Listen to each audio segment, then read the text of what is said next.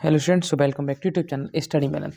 और आज हम आपको लेक्चर 12 करा रहे हैं। यूनिट फर्स्ट आपकी चल रही है, इसका नाम है आणविक ध्रुवता तथा दुर्बल रासायनिक बल। ओके, और इसके मैं सभी लेक्चर्स आपको कराऊंगा। इसके बाद एक लेक्चर और आएगा आपका, उसमें पूरा चैप्टर आपका जो यूनिट फर्स्ट है कंप्लीट हो जाएगी। सभी यूनिट्स आपकी 8 हैं। आपको डिस्क्रिप्शन लिंक, वरना आप जाएंगे प्ले स्टोर, वहाँ से आपको लिंक मिल जाएगी, वहाँ से आपको टोटल दिख जाएगी unit first, unit second, unit third. और आपको चैनल को सब्सक्राइब कर देना है, क्योंकि ऐसी इंपॉर्टेंट क्वेश्चंस और वीडियो यहाँ पे प्रोवाइड कराता हूँ। तो आज हम डिस्कस करने वाले हैं सॉल्वेशन एनर्जी, जिसको हम बोलते हैं विलायकन ऊर्जा। तो सॉल्वेशन एनर्जी हमारी क्या होती है? तो जब किसी आयनिक ठोस को ब्लैक में विलय करते हैं, जबकि हमारे कोई आयनिक ठोस है, तो आयनिक ठोस का मतलब क्या हो गया? देखो, अगर हम क्लोरीन की बात करें तो हमारी किस में गैस फॉर्म होती है। अगर वहीं हम बात करें Na की, सोडियम की, तो जो हमारी फॉर्म होती है कौन सी होती है? ठोस फॉर्म होगी। क्या होगी? ठोस फॉर्म होगी। तो यदि हम किसी आयनिक ठोस, जैसे आयनिक ठोस का मतलब क्या होगा? जैसे Na पॉजिटिव दे रहा है तो हमारा आयनिक ठोस कहलाएगा। ये क्या कहलाएगा? आयनिक ठोस को ब्लैक में विलय करते हैं, तब आयनिक ठोस में उपस्थित positive ion, negative ion black के धनात्मक और ऋणात्मक सुरों के द्वारा घिर जाते हैं, जिसके कारण विलय अणु ब्लैक के अणु की ओर आकर्षित हो जाते हैं। इनका मतलब, अगर Na पॉजिटिव आयन को किसी में हम विलय करते हैं तो उसका जो चार्ज है किसकी ओर आकर्षित हो जाता है? नेगेटिव चार्ज की ओर आकर्षित हो जाता है। ठीक है, और वह उसमें विलय हो जाता है। NaCl आयनिक ठोस को, तो किसकी बात कर रहे हैं? NaCl आयनिक ठोस की बात कर रहे हैं। देखो NaCl, तो Na प्लस Cl मिलकर क्या बना लेता है? NaCl, सोडियम क्लोराइड बन जाता है हमारा। ठीक है, याद रखिए, दोनों मिलकर क्या बन जाता है? NaCl क्या बन जाता है? ठोस बन जाता है। ओके, विलय करते हैं तो जल के अणु Na प्लस Cl माइनस के बीच आकर्षण बल को कम कर देते हैं, तथा जल के मॉलिक्यूल पॉजिटिव एंड और क्लोरीन के जो आपका Cl होता है क्लोरीन की ओर, और नेगेटिव एंड के जो Na पॉजिटिव की ओर चलते हैं। इसका मतलब कि पॉजिटिव एंड के जो गुण होते हैं क्लोरीन की ओर, और माइनस के नेगेटिव एंड के जो होते हैं वो आपको सोडियम की ओर चलते हैं, ये आकर्षित होते हैं। इस प्रोसेस को जल योजन या हाइड्रेशन भी कहते हैं। अगर हाइड्रेशन की परिभाषा अगर कहीं आपको पूछ ले तो आप यहाँ से हाइड्रेशन की परिभाषा लिख सकते हैं। ठीक है, तो इस प्रोसेस में जितनी ऊर्जा उत्सर्जित होती है उसे जल योजन ऊर्जा कहते हैं। ठीक है, ये हाइड्रेशन कहते हैं, सॉरी, जल योजन ऊर्जा कहते हैं या हाइड्रेशन, बात एक ही है। और ये आपको फूल की शेप बनाई। देखिए, फूल मेरे को बनाने नहीं आती, मेरी आर्ट्स बहुत ज़्यादा कमजोर है, तो अपने दिमाग से आप इसको आर्ट्स की तरह बनाइए, पंखुड़ियों की तरह। ठीक है, इसमें आपको ड्रॉ करनी 7, इसमें 8। तो हम देखना है Na पॉजिटिव है तो इसमें negative negative negative plus minus चल रहा है। तो यहाँ पे हम देख सकते हैं साथ साथ कि पॉजिटिव आपका नेगेटिव से अटैच्ड है। ठीक है, और यहाँ पर हम देखेंगे हमारा पॉजिटिव नेगेटिव से अटैच्ड है, तो इसमें क्या आपका 8 बनानी, 3 4 5 6 7 8। तो इसमें हमारा नेगेटिव से ऐड है पॉजिटिव का सरा, और इस पॉजिटिव का दोनों मिलकर क्या H2 मॉलिक्यूल बना रहे हैं। ठीक है, तो ये मैं इसमें नंबर 1 ध्यान रखने वाली चीज़ थी, इसमें H2 मॉलिक्यूल बना रहे हैं। ठीक है, तो उपरोक्त प्रोसेस वाटर के अतिरिक्त किसी भी ब्लैक में हो सकती है। तो जब एक मोल गैसीय पॉजिटिव आयन को किसी सॉल्वेंट में सॉल्यूट करते हैं, तो किसी सॉल्वेंट का मतलब किसी ब्लैक में विलय करते हैं, तो विलयनीकृत पॉजिटिव आयन नेगेटिव आयन प्राप्त होता है। तो हमें कौन सा? एक सॉल्यूबल विलयनीकृत पॉजिटिव नेगेटिव आयन प्राप्त होता है। इस प्रोसेस को विलायकन या विलयीकरण कहते हैं, तथा इस प्रोसेस में उत्सर्जित ऊर्जा को विलायकन ऊर्जा कहते हैं। तो पूछा अगर विलायकन ऊर्जा क्या है, तो हम यहाँ से लिख सकते हैं शॉर्ट में। आपको काफी बार पूछा जाता है कि विलायकन ऊर्जा हमारी क्या है।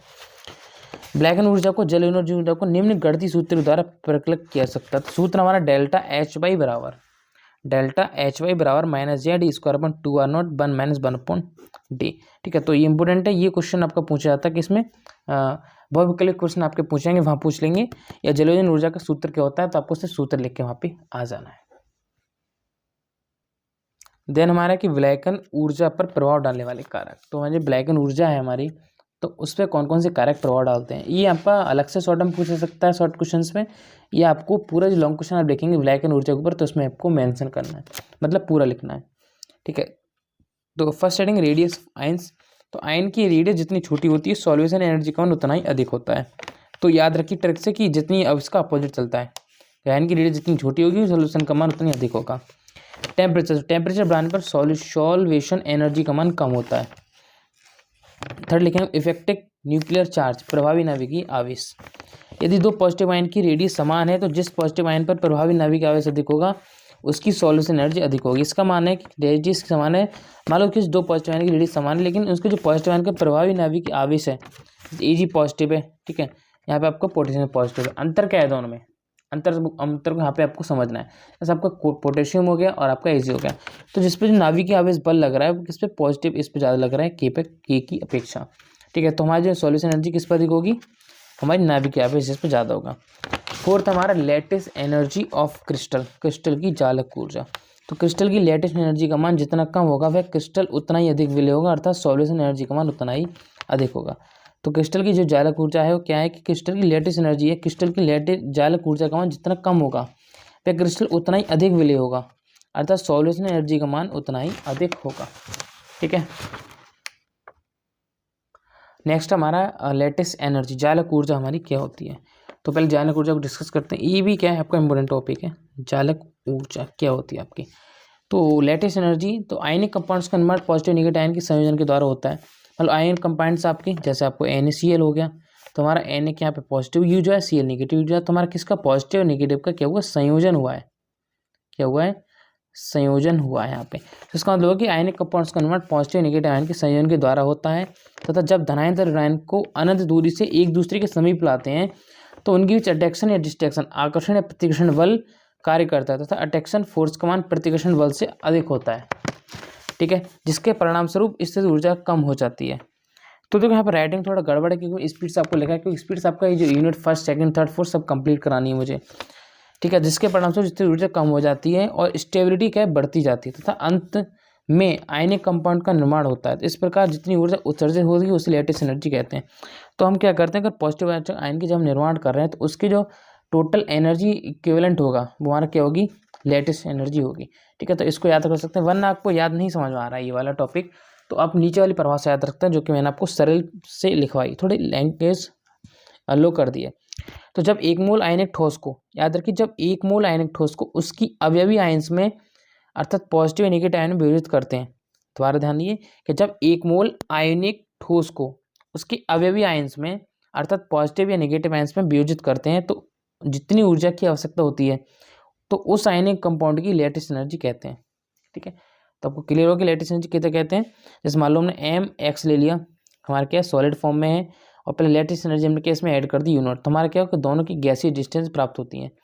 क्या प्राप्त होती है, दोनों की गैसियस स्टेट यहाँ पे फाइंड होती है। तो मेन उदाहरण यहाँ से मिल गया कि हमने एक सॉलिड को लिया और हमने लेटेस्ट एनर्जी एंड किया, तो हमारा गैसेस में दोनों फॉर्म यहाँ पे मिल गई।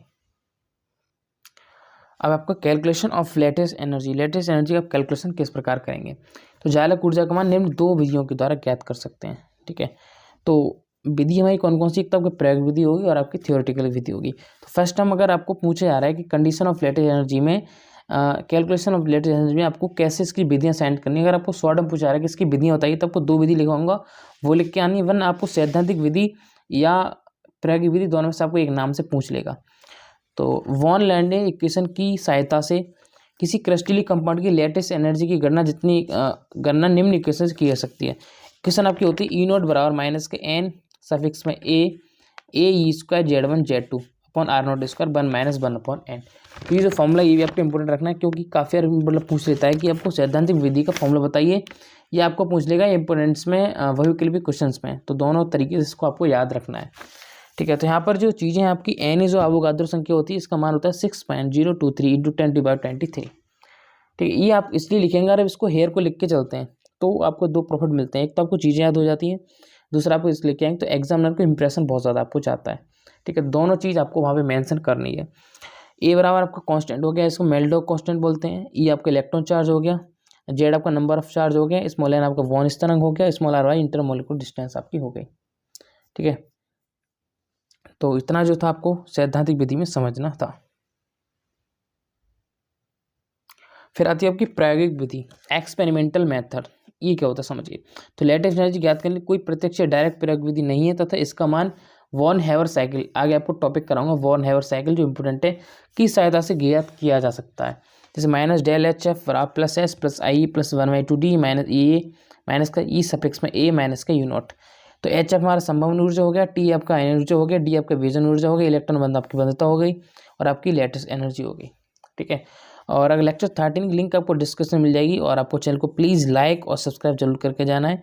और नेक्स्ट जो आपकी यूनिट होगी वो आपकी स्टार्ट कराएंगे, इसके बाद आपकी एक वीडियो और रहेगी जो आपकी कल कंप्लीट होने वाली है। Thanks for watching this video. आपसे रिक्वेस्ट है चैनल को प्लीज़ सब्सक्राइब कर दीजिए।